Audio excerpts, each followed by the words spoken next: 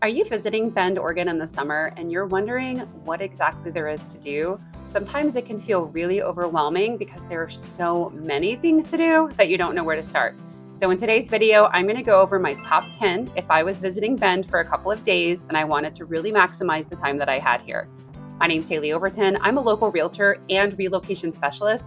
I help people move to Bend, and I have moved to Bend myself from Portland over 10 years ago. So here's what I would do if I was spending a week or a long weekend in Bend. Here are my top 10 things that I would choose. Number one, floating the Deschutes River. This is sort of a rite of passage for people who are visiting Bend or who are spending their first summer here. Floating the Deschutes River from Riverbend Park all the way down to Drake Park. It is the thing to do in the summer. You can even rent a tube if you don't have your own. Most of the locals buy their own at one of the local gear shops, Big Five Sports or Dick's Sporting Goods or something like that. They're super inexpensive, like maybe 15 or 20 bucks. But if you're just visiting town and you don't want to go through that, you can always rent your own inner tube at Riverbend Park and then return it whenever you get to Drake Park. So I feel like you haven't been to Bend until you've spent 3 hours in an inner tube, floating down the river, having a cold beverage, chatting with your friends, going down the rapids. There are some rapids in town. Whenever we first moved here over 10 years ago, you had to get out and go around them because the rapids were really for like expert kayakers only. But in the last, 5 to 7 years, they completely redid them, Bend Park and Rec, and then the flow is controlled. So it's a pretty fun rapid system to go down. But if you're not quite sure, or if you're going with really young children, my kids started doing the rapids like around 5 or so. Then you can always go out, walk around, and then go hang out. It's a really great place as well, where the rapids end to splash around. So floating the river down the Deschutes River is highly recommended. It's pretty calm other than those rapids, and it's a really great way to spend a hot day. Make sure to take your sunscreen because people get sunburned all the time, and wear sandals that strap on or somehow attach them to your tube. We always find sandals floating down the river or on the banks. So that's one thing that I definitely recommend. Number two, if you are an experienced mountain biker, or even if you're thinking about maybe trying it, then going down through our mountain biking trail system here is pretty spectacular.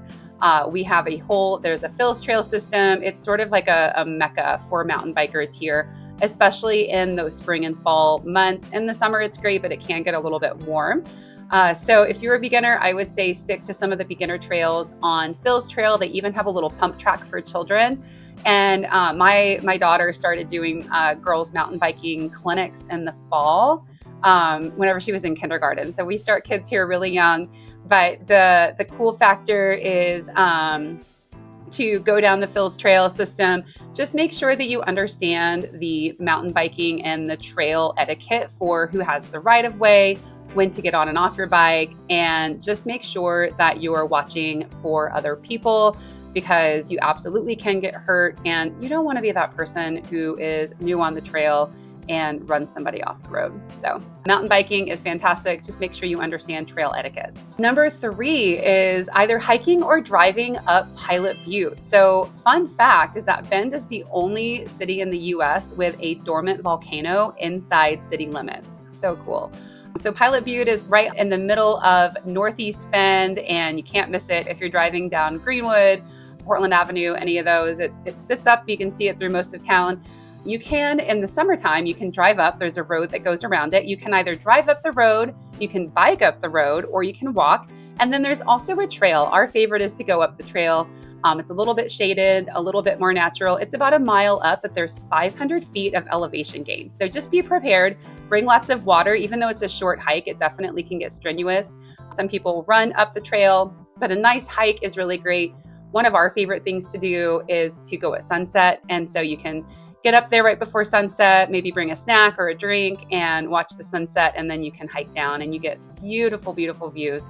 On a really clear day, if you get up there midday, you can see all the way to Mount Hood near Portland. So you can get 5 to 7 peaks, which is really, really cool.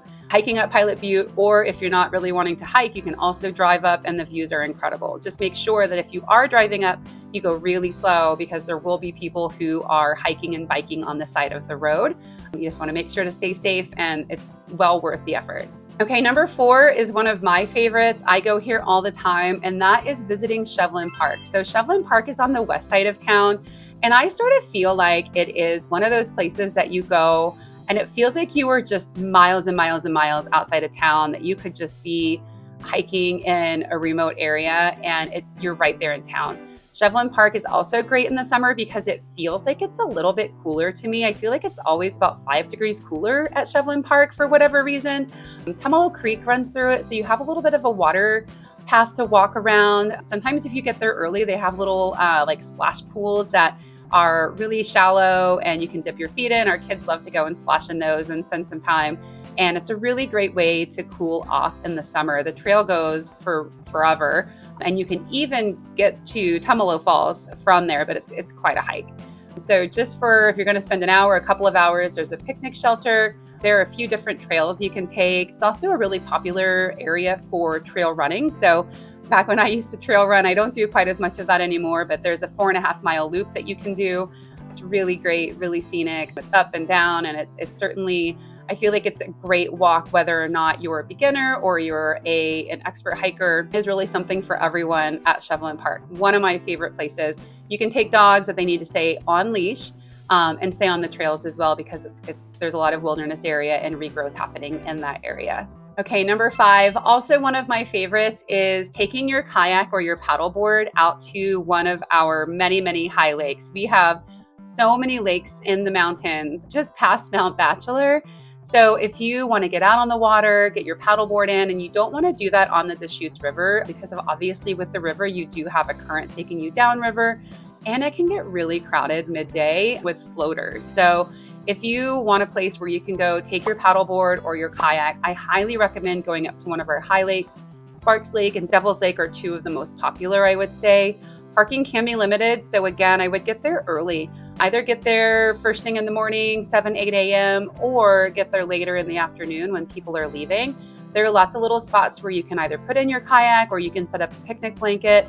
I love to go and spend all day there, find a shaded spot, bring some lunch, bring a cooler, and really just make a day of it, because it's pretty incredible to see the views from Sparks Lake. You can see Mount Bachelor. I mean, it's like it's right on top of you. Devil's Lake has this amazingly green water, not like the gross green, but like a really cool green. We have so many places to go and take your paddleboard or your kayak out, and it's a really special thing to get to spend a day doing that. If you don't have a kayak or a paddleboard, you can typically rent them from places in town. Tumalo Creek Kayak, I believe, has daily rentals. And then there are some others in town as well that you can rent from and just go off and explore and act like a local. If you do live here, then I highly recommend getting your own gear. That's why we typically recommend our clients buy something with a larger garage, because you have a lot of gear to store. You have kayaks and paddleboards and skis and mountain bikes. So definitely get out on the lakes. They're absolutely gorgeous and worth the drive.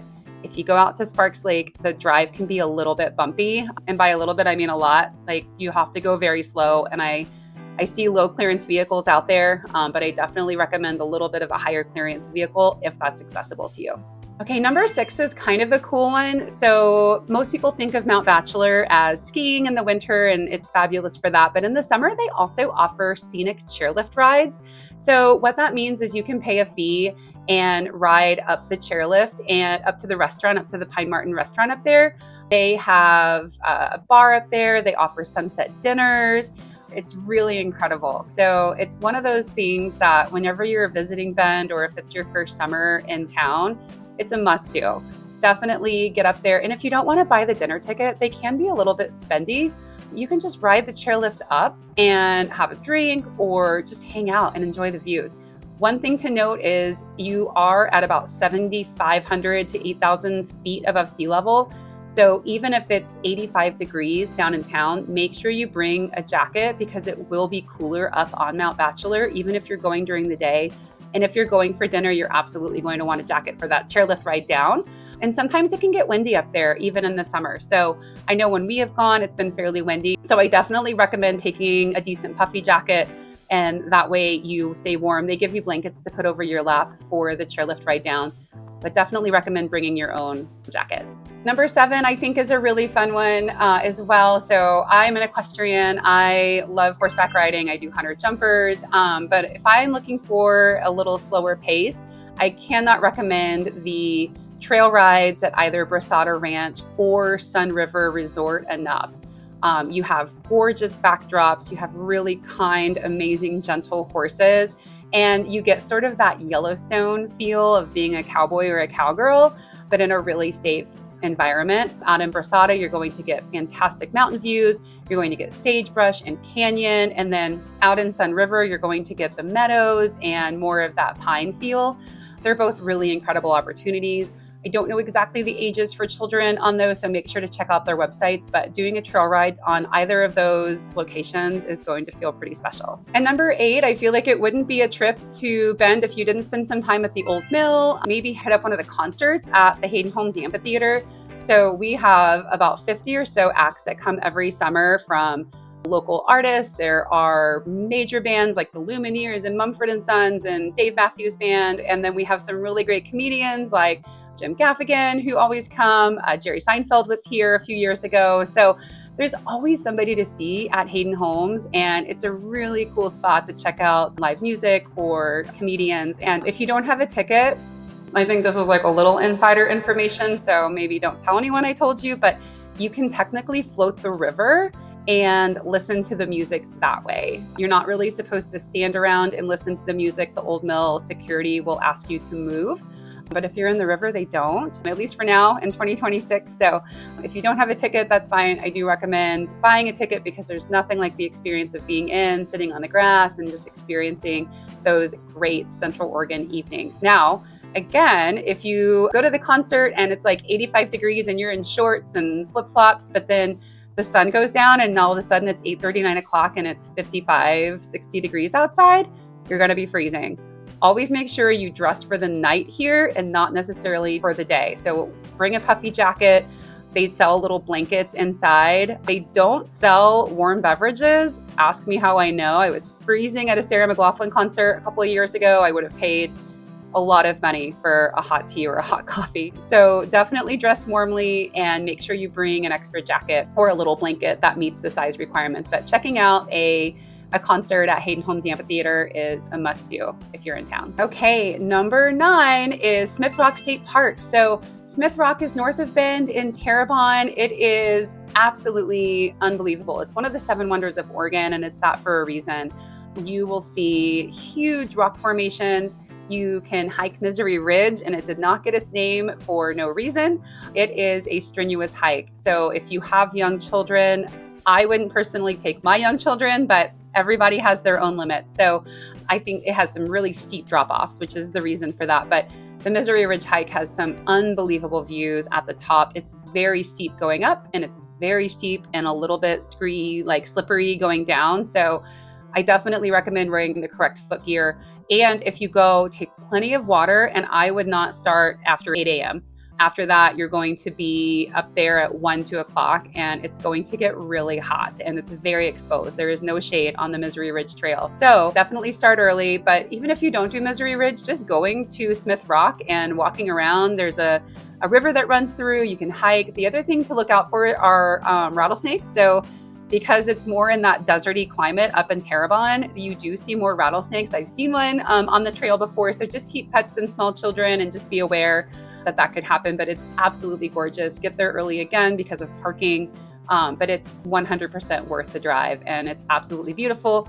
This isn't on my list necessarily, but on the way there or on the way back, you can stop at the alpaca farm and pet some alpacas, and that's in Terrebonne as well. So a really, really great day trip. Okay, and my last, number 10, I would say last but not least, it's been probably 12 or 13 years since we've done this, but the Bend Ale Trail. So after you've done all of these other hiking adventures, the Bend Ale Trail is something that can take a long time to complete.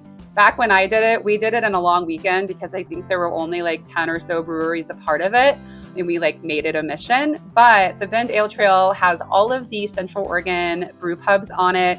You can scan a QR code. There's an app to complete it. I think they still have passports, which is what we had whenever we did it. They actually would stamp your passport, but it's a really fun way to check out all of the local Central Oregon brew pubs, Crux Fermentation Project. There is Deschutes Brewery. There are over a dozen of them that are included. And then once you finish, you get a little prize. So it's pretty fun. And it's definitely, again, if you have just moved to Central Oregon and you want to check out all these different breweries, it's a really great way to go about it at your pace. Don't try to do the big one like we did. Like I said, I think there were fewer than half of what there are now whenever we did it. Okay, so that's my top 10 things to do in Bend, Oregon in the summer for 2026. Is there something that I forgot? Feel free to leave it in the comments below. I'm always happy to respond to those personally. Or if I get enough of them, then maybe I'll make another video about the next 10 things to do in Bend, Oregon in the summer. If you're planning a trip and you need specific gear, or if you have specific questions, feel free to reach out to me personally. I'm always happy to be a resource for people because I think that it's really important to explore Central Oregon, do it safely so that everyone has a great time. Thanks for visiting my channel. If you want to see more videos like this, feel free to like and subscribe. I release videos like this all the time, all about Bend, living in Bend, visiting, and what it's like to be a local. Thanks for watching.